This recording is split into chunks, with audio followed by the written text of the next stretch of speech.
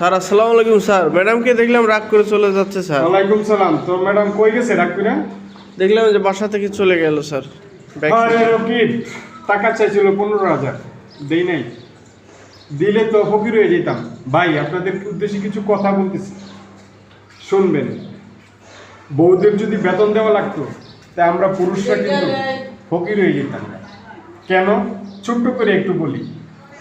বাচ্চা কাচ্চা মানুষ করার জন্য 5,000 মিনিমাম, 3 বেলা রান্না বান্না করার জন্য 5,000 মিনিমাম, আর গড় ঝাড়ু টাড়ু দেওয়ার জন্য 3,000, আর স্বামীদের চাহিদা পূরণ করার জন্য মিনিমাম 15,000।